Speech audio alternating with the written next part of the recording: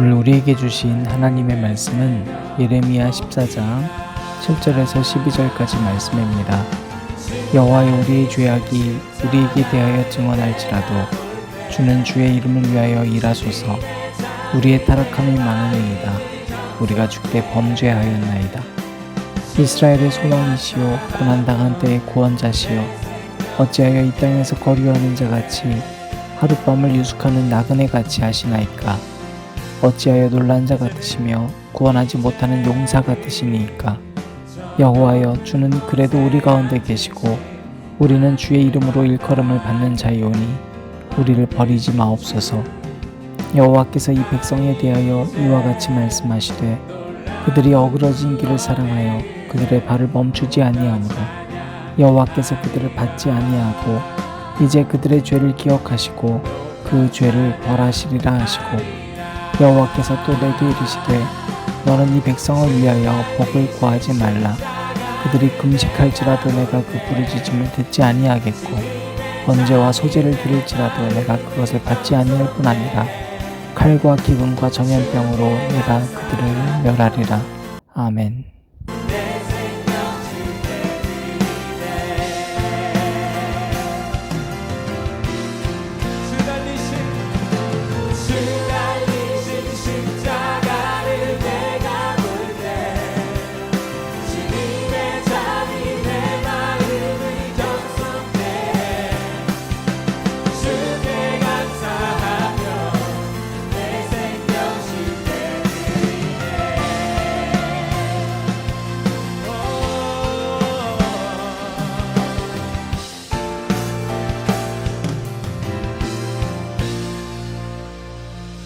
감사드리리 주의 십자가 나의 친구 되신 주.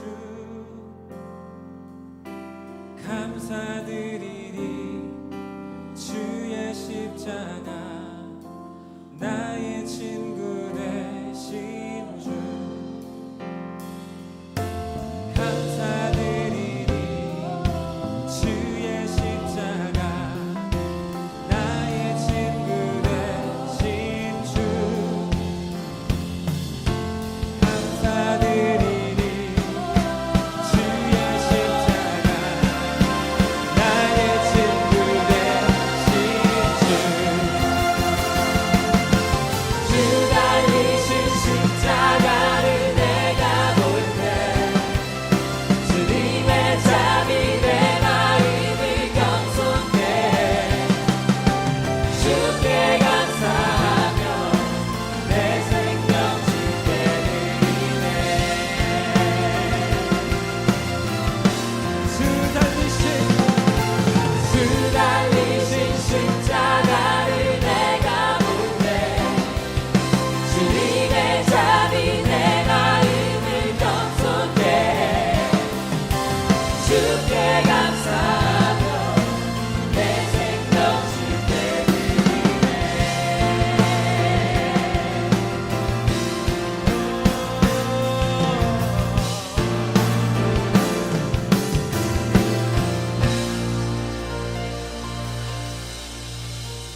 오늘도 우리 주님의 크신 은혜와 사랑이 저와 여러분에게 가득하길 바랍니다.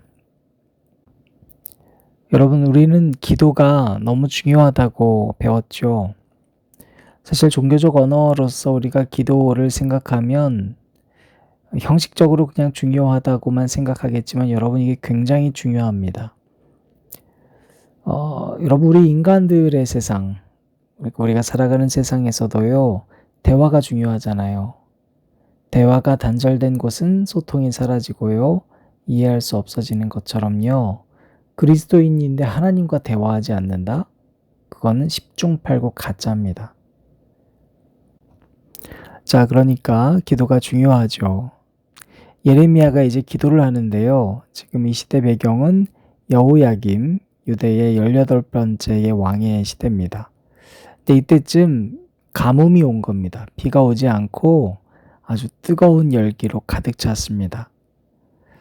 자, 그러니까 하나님께서 예언하신 대로 이제 심판이 다가오는 것이구나라고 생각한 예레미야가 그 하나님의 심판, 예정된 심판에 맞서서 지금 기도하고 있는 겁니다.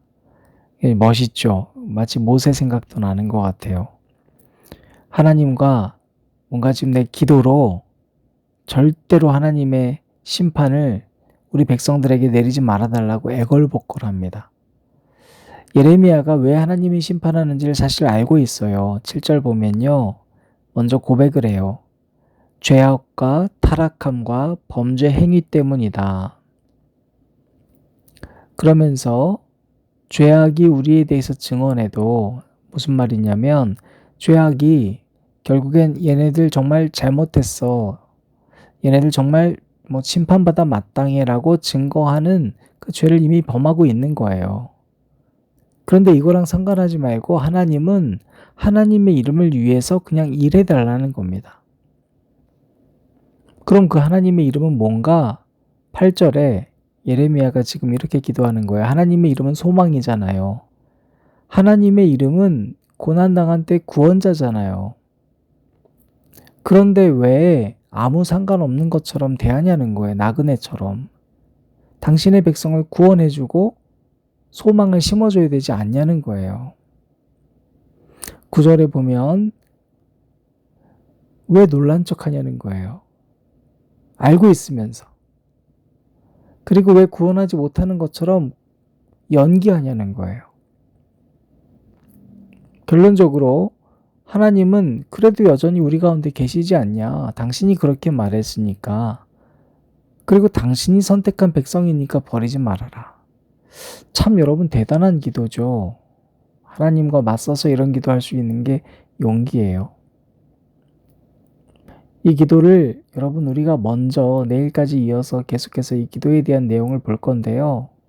첫 번째로 우리가 이와 같은 기도를 할 수 있다는 게 참 대단해 보이지만 하나님은 이 기도를 어떻게 받으셨는가? 11절에 너는 이 백성을 위해 복을 빌지 말아라. 그리고 12절에 금식해도 나 안 들을 거고 번제 소제 다 드려도 안 드린다는 거예요. 사랑하는 여러분, 기도는 뭐냐면요. 내 말을 주구장창 쏟아내는 게 기도가 아니에요. 기도는 듣기 위해서 하는 거예요. 하나님의 말씀을 결국 들어야 돼요. 결국 여러분 나중에 남유다 백성들이 왜 힘들어지냐면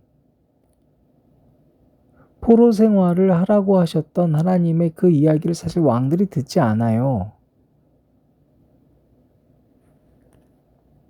여러분 우리가 기도를 하면서도요. 내 욕망과 내 간구를 마구 쏟아내요. 이걸 들어달라는 거예요. 그러면서 형식적으로 하나님 저도 잘못했어요 라고 말하지만요. 여러분 그건 기도가 아니라 하나님의 말씀을 듣고 욕망으로 여전히 가득 차 있는 나를 교정하기 위해서 기도하는 거예요. 여러분 우리가 소위 통성 막 눈물 흘리면서 하는 통성기도 좋죠. 그런데 상당히 많은 경우 그러한 기도가 그냥 나의 감정적인 것들만 해소하고 끝나요. 여러분 그것은 기도가 아니라요. 하나님의 말씀에 나의 뜻을 맞추는 교정 작업이 필요하다는 거예요. 그 씨름이 지금 내일까지 이어지거든요. 지금 우리 청소년부 수련회에 맞춰서 지금 하나님께서 이 말씀 주셨잖아요. 여러분 지금 우리가 기도할 때 하나님이 어떻게 듣고 계시는가 우리가 잘 들어야 돼요.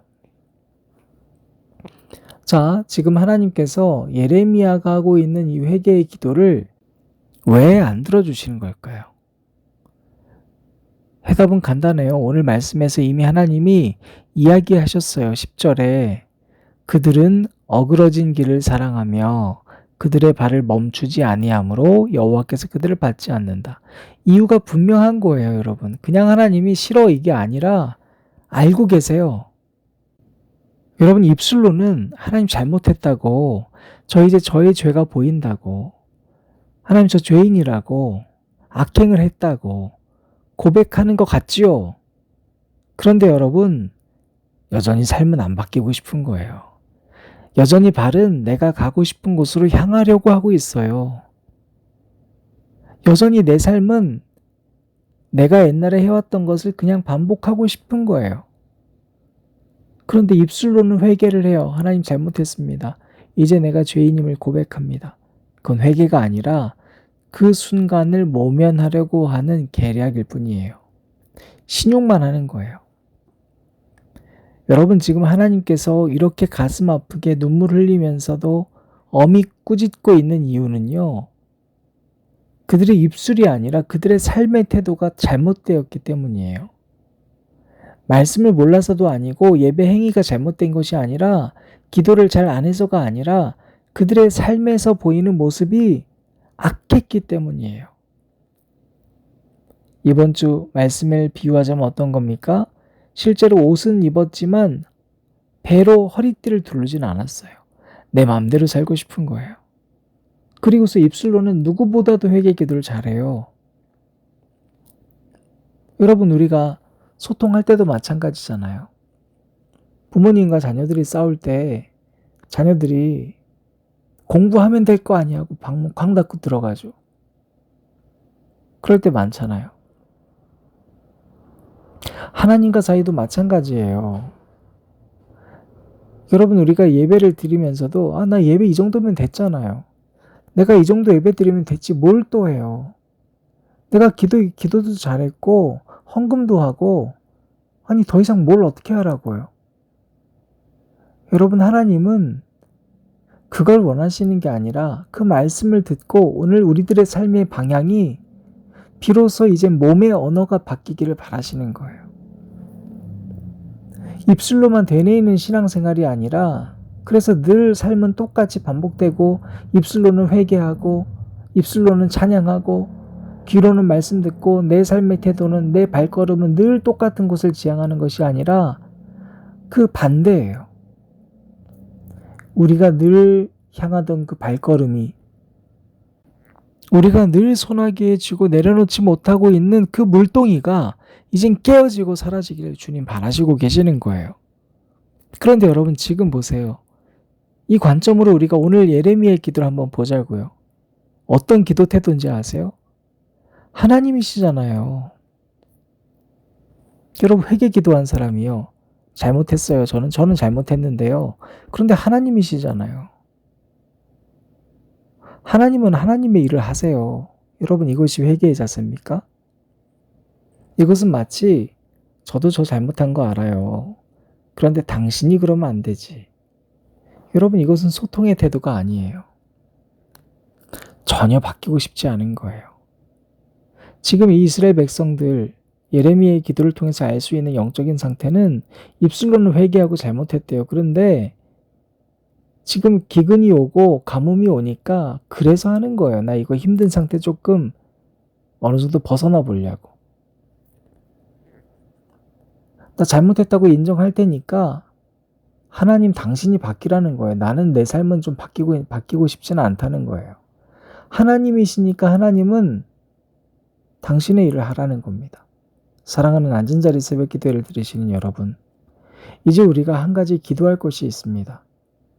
입술로만 잘못을 고백했던 가짜 크리스천이 아니라 진짜 내 삶을 하나님 앞에 하나씩 하나씩 깨뜨리는 회개의 삶으로 살아가시기를 주님의 이름으로 축원합니다. 이제는 추상적인 언어의 신앙생활을 하는 것이 아니라 내가 어디로 발을 향하고 있는지를 점검하고 이제는 몸의 언어로 하나님께 예배드리고 기도할 수 있는 사람들이 되시길 바랍니다. 여러분, 우리는 몸의 언어가 바뀌어야 돼요. 입의 언어로 신앙생활 하지 마세요. 우리의 몸의 방향이 바뀌어야 돼요. 여러분, 그래서 하나님께 버릇없이 굴었던 것 진심으로 회개하고 이 시간 우리가 함께 기도할 때 우리 아이들도 중요하지만 여러분, 그 아이들이 중요하다면 오늘 내가 더 중요한 거예요. 내 몸이 바뀌어야죠. 내 몸이. 내 신앙의 태도와 내 방향이 바뀌어야죠. 여러분, 그것을 위해서 함께 회개하고 기도하시기 바랍니다. 비로소 우리의 그 입술의 신앙생활이 이제 우리의 손과 발의 신앙생활로 이어지기를 주님의 이름으로 축원합니다. 기도하시겠습니다. 하나님, 용서해 주십시오. 우리가 입술로만 신앙생활 했습니다. 입으로는 잘못했다고 말하고 죄인이라고 말하고, 그러나 여전히 우리 발걸음은 똑같은 곳을 향하고 우리의 삶의 태도는 여전히 그 자리에 머물러 있었음을 주님 불쌍히 여겨주시고 용서하여 주옵소서. 나는 잘못했다고 하면서 하나님 앞에 진정으로 회개한 것이 아니라 하나님은 하나님의 일을 하라고 이렇게 말했던 버릇없는 우리의 모든 면면들을 주님 용서하시고 이제 우리의 삶의 방향이 바뀔 수 있도록 성령께서 역사하여 주옵소서. 예수님 이름으로 기도드립니다. 아멘. 귀 있는 자는 들을지어다.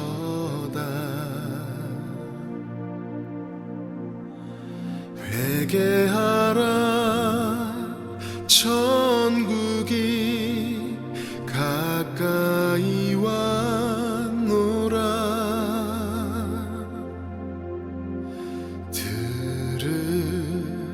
귀 있는 자는 들을지어다.